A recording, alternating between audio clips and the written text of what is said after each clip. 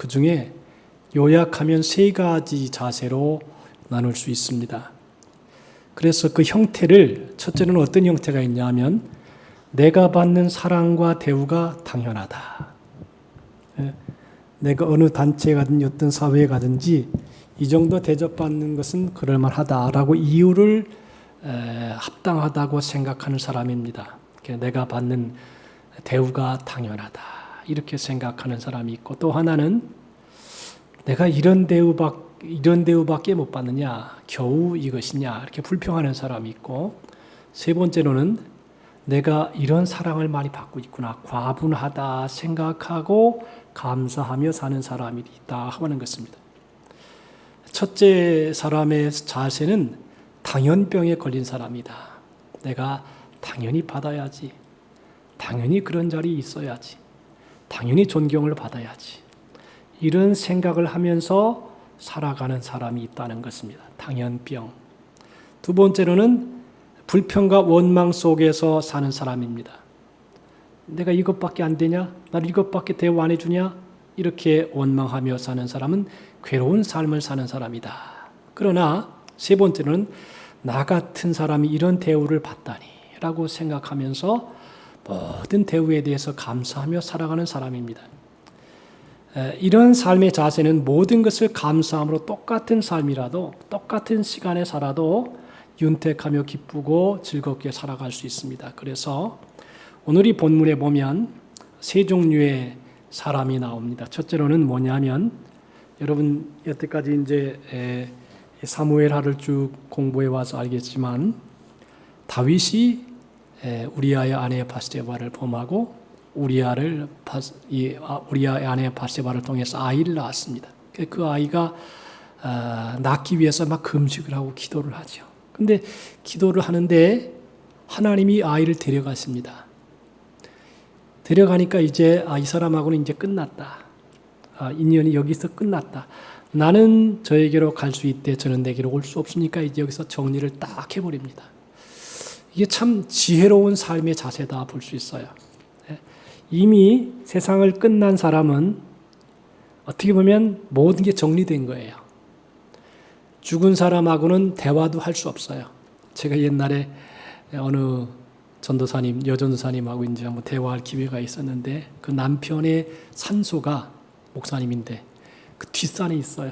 뒷산에 있어가지고 가끔 이제 돌아가시기 얼마 후에 계속 그 산을 가는 거예요.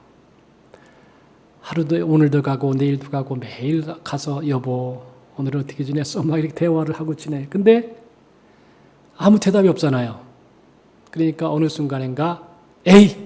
이 전도사님 성격이 좀 남자 같아가지고 에이! 이제 끝났어! 그리고 다 그냥 정리를 해버리는 그런 얘기를 들어본 적이 있습니다.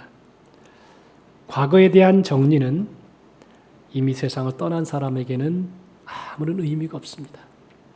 살아있는 사람에게 충실해야 돼요. 살아있는 사람에게. 다윗이 그렇잖아요. 어린아이를 위해서 간절히 기도를 해요. 금식을 하면서 기도해요. 근데 일단 세상을 떠나니까 싹 정리해버려요. 그러면서 살아있는 사람들에 대해서 최선을 다하는 겁니다. 여러분들 아무리 훌륭해도 일단 세상을 떠나면 종친 거예요. 끝난 거예요. 우리 한국 사람들은 죽은 사람에 대해서 굉장히 못 잊어 하는 그런 습성이 있어요. 그래서 옛날에 유교가 그렇죠. 3년상. 참 그 3년상이요. 사람을 아주 죽이는 그 제도예요. 왜 그러냐 하면 이제 효도한다 그래가지고 그 부모를 위해서 3년 동안 그 묘실에 매일 갑니다. 거기다 집을 져놓고 살아요. 그런데 실제로는 죽은 사람은 아무것도 할 수 없어요. 그러나 산 사람은 살아야 돼요. 그렇죠? 산 사람은 살아야 돼요. 그래서 3년 동안 어떻게 되느냐? 그 가정 경제가 피폐해집니다.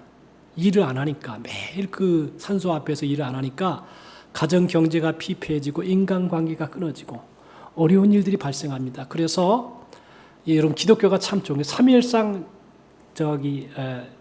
3일장 치르고 그리고 장례 치른 다음에는 깨끗하게 정리해야 돼요. 이제 그게 좀 시간이 걸리겠지만 성경적으로 보면 그게 성경적인 답이에요. 딱 정리를 하는 거예요. 자, 이제 다윗이 낳은 아들이 죽었습니다. 그러니까 싹 정리를 합니다.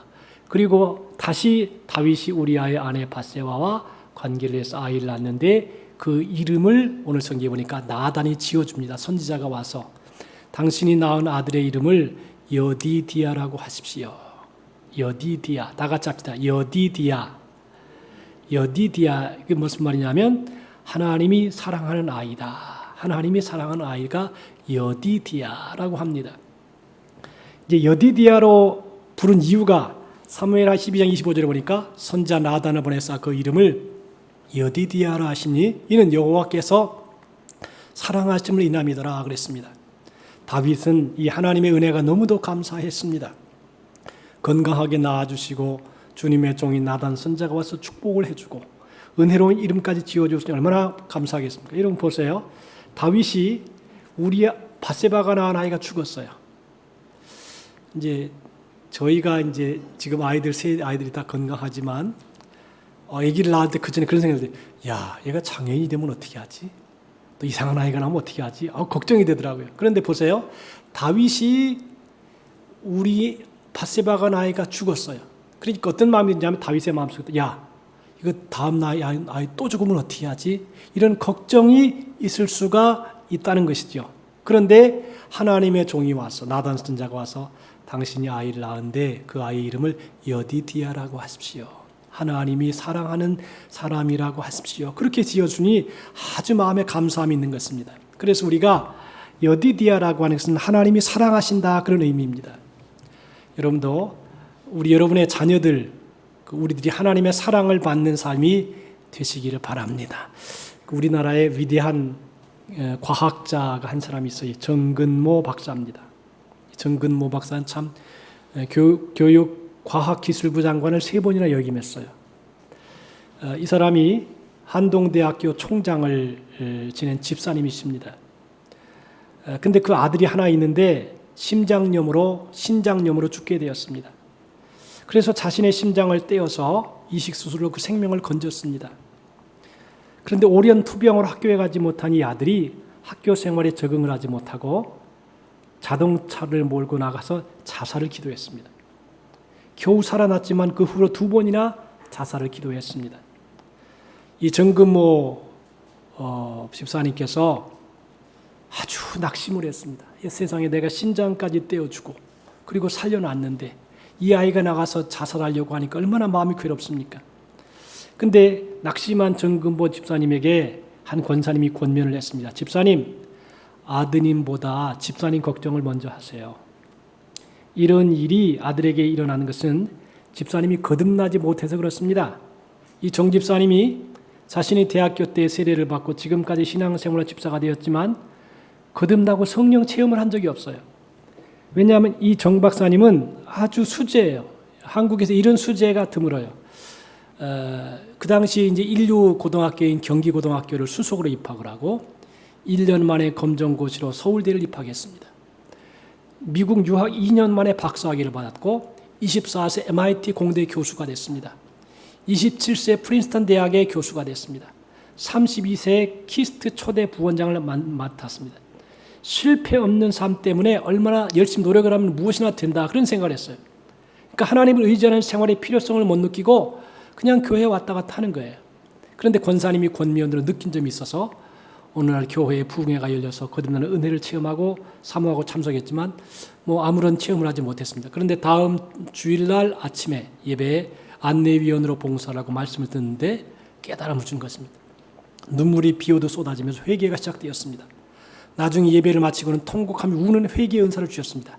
그러니까 은혜도요, 자기가 받으려고 해서 받는 게 아니고 하나님이 때가 있어요. 막 은혜를 주시는 거예요. 그러니까 이분이 몇 주간 동안 통회와 자복 속에 어느 날 하나님은 정 집사님에게 음성을 들려주셨습니다.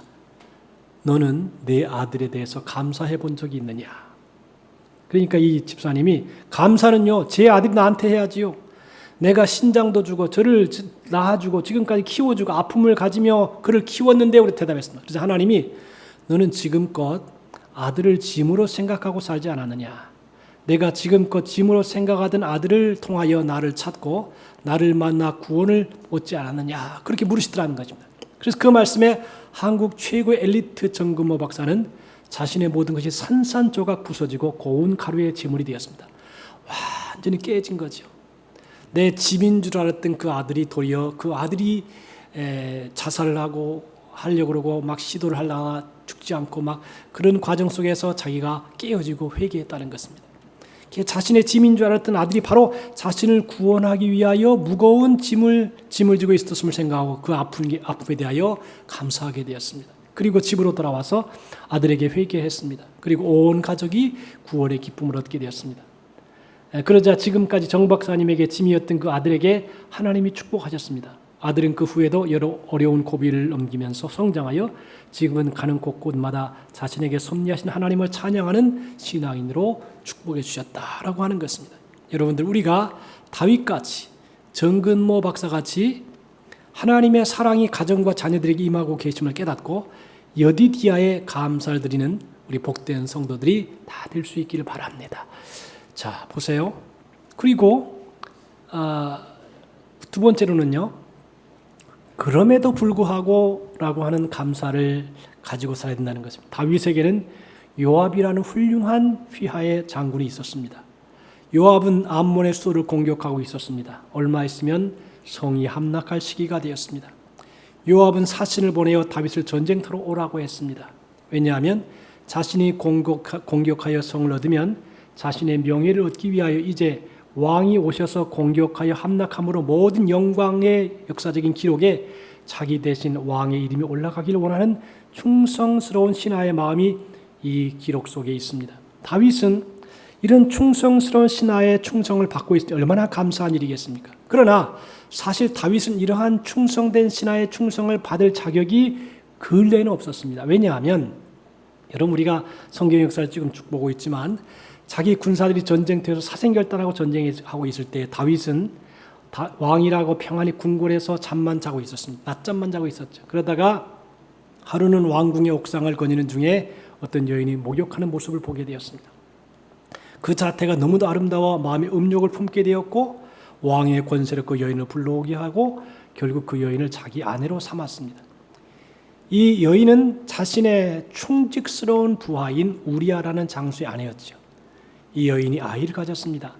남편이 전쟁터에 나가서 몇 달 있을 동안에 아이를 가졌으니 분명히 정상적인 아이가 아니고 여인의 간음이 드러나게 되고 결국은 다윗의 죄가 드러날 것입니다. 급해진 다윗은 요압 장군에게 명하여 우리아는 휴가를 얻어서 돌아오게 하고 이렇게 아내와 동침하게 합니다. 그런데 우리아는 충성스러운 부하입니다. 내 상관과 내 부하들이 전쟁터에 나가 있는데 나만 어찌 아내와 편히 잠을 잘 수 있는가 하며 동침을 거부하고 자기 집으로 가지 않은 것입니다. 다윗은 난감했지요. 그래서 요압에게 편지를 보내어 그를 격렬한 전투에 투입하여 전사하도록 명했습니다. 그 결과로 우시아는 전쟁터에서 죽었습니다.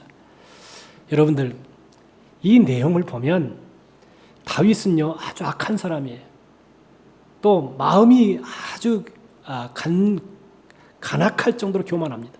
그런데 이 다윗에게 요압이라고 하는 충성스러운 사람이 있었습니다. 또 우리아도요 충성스러워요. 근데 사실 보세요. 다윗의 마음은 간사해요. 아주 간악해요. 그런데도 불구하고 하나님이 요압이라고 하는 사람, 우리아라고 하는 충성된 사람을 옆에 있게 해주었어요. 이게 얼마나 큰 축복이에요. 우리가 같으면 옆에 있는 바른 말하는 사람 같으면 야, 네 사랑하는 우리아를 죽이고 어떻게 그렇게 할 수 있냐 그러면서 이런 대꾸할 수 있을 거예요. 막 바른 소리 할 수 있을 거예요. 그런데 그런 말 하나도 안 하고 요압은 아주 충성스럽게 명예를 다 다윗에게 주려고 합니다. 우리아도 죽도록 충성을 합니다. 그러니까 어떻게 보면 이게 여러분들 그런 경우 있어요?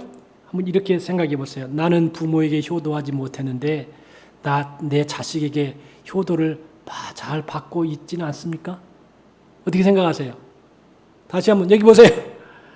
나는 내 부모에게 효도를 못했는데 나는 내 자식에게 효도를 받고 있지 않는가? 그렇게 생각하세요? 그렇게 생각하는 분. 장로님 그래요? 이견자는 어때요? 안 들립니다. 보통이에요. 근데 이제 저 같은 경우는 사실 이제 저희 부모님이 저하고 이제 떨어져 살았으니까 아버지에게 효도할 수 있는 기회가 없었어요. 나는 우리 아버님에게 좀 따뜻한 밥이라도 사드리고 이럴 기회가 없었어요. 힘도 없었고. 근데 이제 마지막쯤에 제가 목사가 된 다음에 그래도 우리 새어머니하고 사는 아버지에게 가서 이제 뭐 가끔 돈을 좀 보내드렸어요. 매월마다 10만 원씩 보내드렸는데 참 자식이 부모에게 효도하는 것은 참 복이에요. 네, 그렇죠? 근데 이제 나는 지금 우리 아들이 이렇게 밥도 사주고 또 돈도 주고 이렇게 하는 걸 보면서 내가 우리 부모에게 하던 것보다 내 자식들이 나한테 더 잘한다. 그런 생각을 해요. 여러분 어떻게 생각해요? 세대가 달라요. 그렇죠? 우리는 고생하는 세대였고 또 힘도 없었고 뭐 직장도 없었고 돈도 없었고 아무것도 없었는데 근데 지금은 그래도 자녀들이 저희 생일을 맞이하면서 여러분 은혜 참 감사하고 또 우리 둘째 아들이 와서 밥을 사주고 첫째 아들이 또 뭐 돈도 보내고 이렇게 하는 걸 보면서 나는 우리 부모에게 한 것보다 내가 더 대접을 받고 있구나 그런 생각이 들어요. 여러분 어때요? 노복자 원사님 어때요?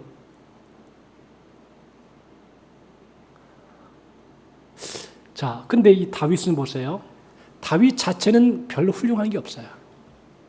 그렇게 훌륭하지 않아요. 그런데 다윗은 지금 충성스러운 요압, 우리야 장군이 다 옆에서 보조하고 있어요. 얼마나 고마운 게 아닌가.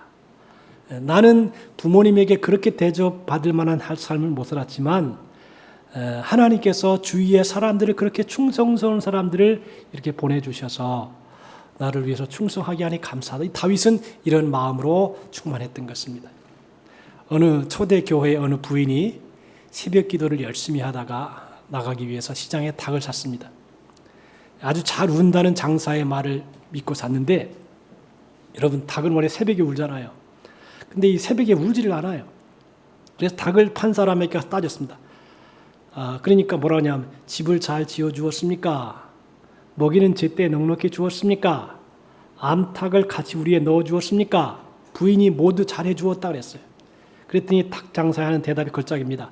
아니 아주머니 좋은 집 있겠다. 먹을 것 넉넉하겠다. 암탉도 있겠다.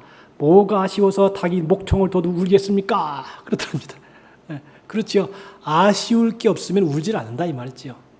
사람도 그런 것 같아요.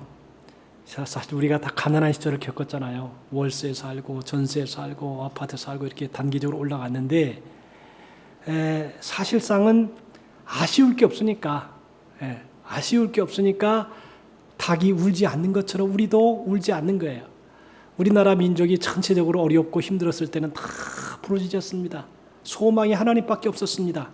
그런데 이제 그런 풍성한 은혜 속에 있으니까 그 은혜를 좀 잊어버린 듯한 그런 생각이 든다는 것입니다. 우리는 뭔가 어려움이 있을 때 그것을 하나님이 이기게 해주셨을 때만 감사할 때가 더 많습니다. 그러나 우리는 내가 부족함에도 불구하고 주시는 하나님의 축복을 깨닫고 여러 가지 어려움이 있음에도 불구하고 감사하는 그런 마음을 가질 수 있게 되기를 바랍니다. 그럼에도 불구하고 이 다윗은요 너무 감사한 거예요.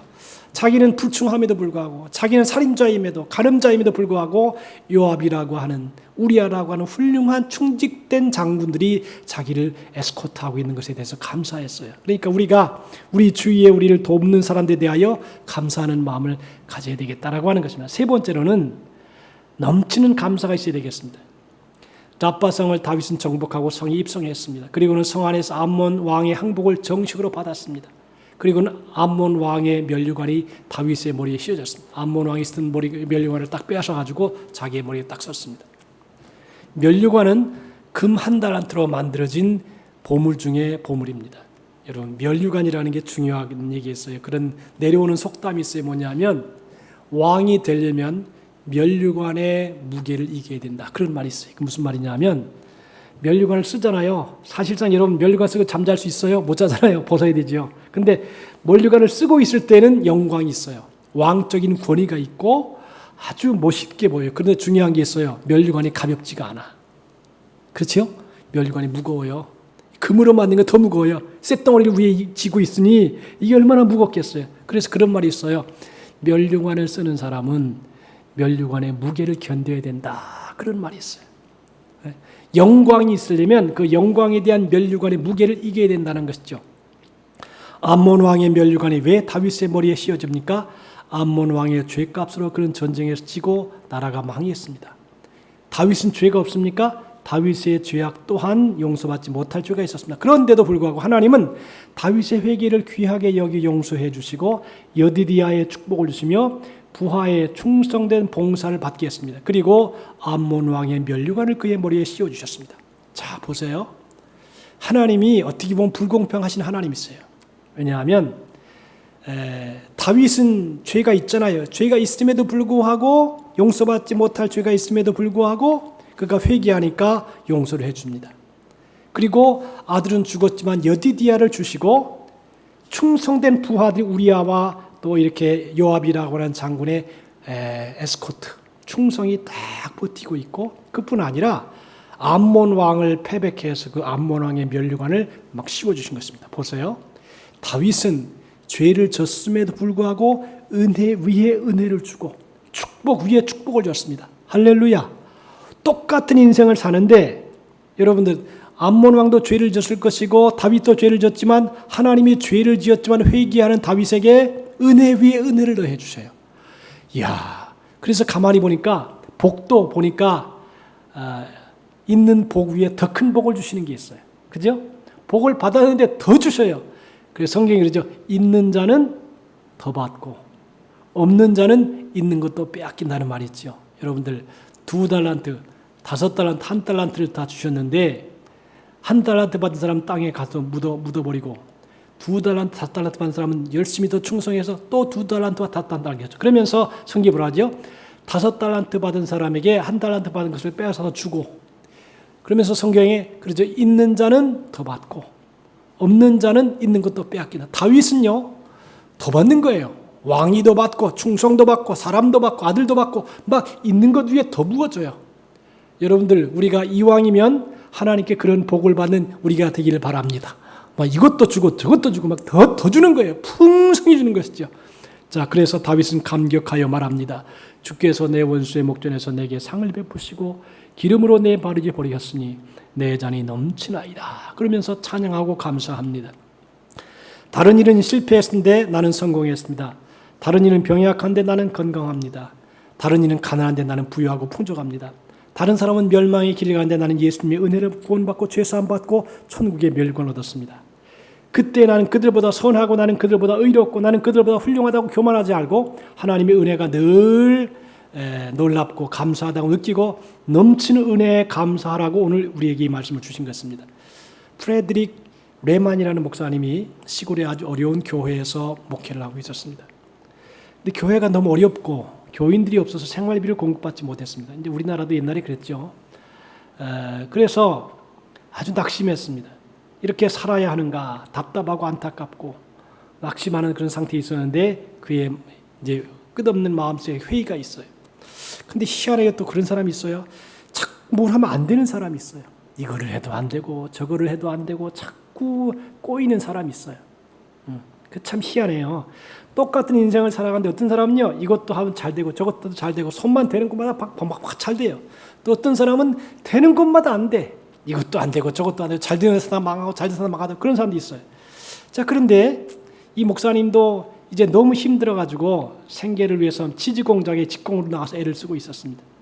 교회의 성장은 안 되고 목사이면서 목회보다는 먹고 사는 일에 힘을 써야 하는 그런 처지인지라 언제나 그의 마음은 너무 안타깝고 답답하고 그러다 보니까 아주 마음이 훅 떨어졌습니다. 어느 날 그가 고달픈 오전 일을 마치고 아내가 싸준 도시락을 열었습니다. 거기에 자기 아내가 작은 쪽지 편지를 넣어준 것을 발견했습니다. 거기에 이런 말이 써 있었습니다. 하늘을 두루마리 삼고 바다를 먹물 삼아도 한없는 하나님의 사랑을 어찌다 기록할 수 있겠소. 여보, 이 하나님의 사랑을 기억하고 힘내세요. 이 아내가 이렇게 말을 해줬습니다. 사모님이 우연히 주운 글 속에 이 내용이 있어서 감동하여 힘든 남편의 마음을 위로하고자 도시락에 써 넣은 것이었습니다. 이 레만 목사님 그 글을 읽으면서 목사인 자신이 먹고 살기 힘들다고 낙심한 것이 너무도 부끄러웠습니다.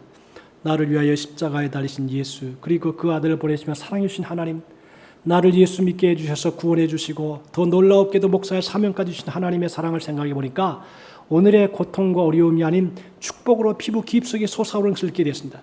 생각해 보니까 너무도 감사할 것밖에 없었습니다. 도무지 자신이 낙심하고 회의하고 좌절할 이유가 없는 것이었습니다. 그런 뜨거운 감동을 받고 그 즉시로 아내의 편지의 구절을 인용하여 아름다운 시를 만들었습니다. 그리고 거기에 아름다운 곡을 붙여서 하나님의 축복에 대한 귀한 감사의 찬송이 만들어지게 됐습니다. 그것이 찬송가 하늘을 두루마리 삼고 바다를 먹물 삼아도 그 찬송가입니다. 여러분들 이 찬송가가 이렇게 아픈 그런 기억 속에서 역사 속에서 만들어낸 것입니다. 우리는 하나님은 우리에게 너무도 넉넉하셨는데 우리는 너무도 감사를 모르고 축복을 모르고 하나님께 감사하지 못하는 경우가 있습니다. 우리 모두 놀라운 하나님의 사랑과 섭리에 진심으로 감사하는 마음을 가지고 살아갈 때 우리 모두가 행복하게 복되게 살아갈 수 있는 줄로 믿습니다. 오늘 세 종류의 삶의 자세를 얘기했습니다. 여러분 우리가 이 세 종류 속에 다 들어가요. 어떤 사람은 내 대우가 당연하다, 축복이 당연하다 생각하는 사람이 있고, 또 하나는 내가 이런 대우를 받고 살아야 되느냐 불평하는 사람이 있고, 또 하나는 하나님 과분합니다, 큰 은혜입니다.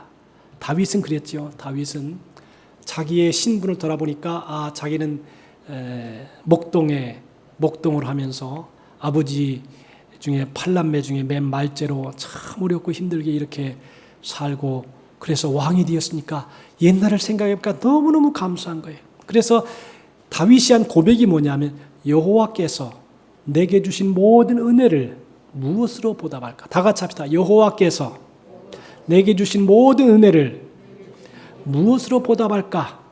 그런 마음을 가졌습니다. 왜? 가만히 옛날을 생각해 보니까 너무도 감사한 거예요. 너무도 큰 거예요. 여러분 우리도 그렇지 않나요? 다 옛날을 생각해 보면 다 가난했고 병들었고 힘이 없었고 골골했고, 그런데 하나님이 은혜를 주셔서 지금까지 오셨다. 이런 마음을 가지고 우리 평생을 살아가면서 하나님 주님 은혜가 과분합니다. 과분합니다. 하나님의 은혜입니다. 이런 마음을 가지고 살아갈 수 있기를 주님의 이름으로 부탁합니다. 아까 MK세대를 제가 말씀드렸어요. MK세대, 선교사의 자녀들. 여러분 선교사의 자녀들을 이렇게 활동 보니까 참 힘든 거예요. 이제 한국에서 선교사로 파송이 됐어요. 한국에서 자녀를 낳았든지 아니면 외국에서 자녀를 낳았든지 어머니 아버지는 한국말을 써요. 근데 밖에 나가면 다 외국말을 써요. 그러니까 안에서는 한국어, 안에서는 한국인, 밖에 나가면 외국인이에요. 그러니까 문화적인 갈등과 차이가 있어요. 그러니까 어떤 생각이 드냐면 내가 한국인이냐 외국인이냐 갈등이 생기는 거예요. 막 그러면서 중요하게 어떻게 보면요, 목사들은 소명과 사명으로 나가요. 선교사로 이쪽으로 가라 그러면 이쪽으로 가고 산속으로 가면 산속으로 가고 사명 받았기 때문에. 그런데 그 자녀들은 사명인지 아닌지 몰라. 그냥 부모가 가는 대로 가는 거예요. 산속에 가면 산속에 가고 오지에 가면 오지에 가고 아프리카에 가면 아프리카에 가고 그렇게 그냥 부모에 따라 끌려가는 거예요. 그러니까 몰라. 그러면서 갈등도 겪어요. 그런데 나는 하나님께서 마음속에 MK 그 선교를 하시는 MK에서 김백석 목사님이라는 분하고 대화를 한 몇 분 하면서 하나님께서 이 MK 세대를 통해서 마지막 세대를 변화시키겠구나. 마지막. 지금은요 젊은 사람들이 은혜 받아가지고 여러분 선교사 갈 사람 일어나지 안 해요. 일어나시키지도 않고 또 하지도 않아요. 그런데 하나님이 앞으로 미래 세대는 MK를 위해서 선교사의 자녀들을 통해 세계 복음화를 시키겠다. 그리고 제가 아까 말했지만 이제 다문화를 좀 교육을 시켜서 얘들을 이제 고국으로 보내려고 했더니 제가 보니까 다문화 자녀들 아이들이요 필리핀이나 태국이나 이런 자녀들이 중국에서 나온 애들이 똑똑하지가 않아요. 예, 머리가 브라이트하지 않아요. 제가 이제 지금 다문화 회사하고 연관되어서 갔는데 거기서 훈련시키는 아이들 보면 멍한 애들이요. 똑똑하지가 않아요. 그래가지고 앞으로 미래는 저 MK 선교사의 자녀들 통해 세계를 변화시키겠다. 그런 생각을 제가 하면서 이제 앞으로는 선교사의 자녀들을 위해서 기도해야 되겠다. 그런 생각을 합니다. 여러분들 우리가 일평생을 살아가면서 참 하나님의 은혜 가운데 왔습니다. 우리 모두가 힘들고 어려운 세월을 지나서 이렇게 지금까지 왔습니다. 앞으로도 하나님이 내게 주신 은혜 무엇을 보답할까라고 하는 그런 은혜로운 마음으로 우리의 삶을 잘 우리의 후대들을 키우면 하나님이 우리를 축복해 주시고 더 좋은 길로 인도할 줄로 믿습니다. 기도합시다. 하나님 아버지 감사합니다.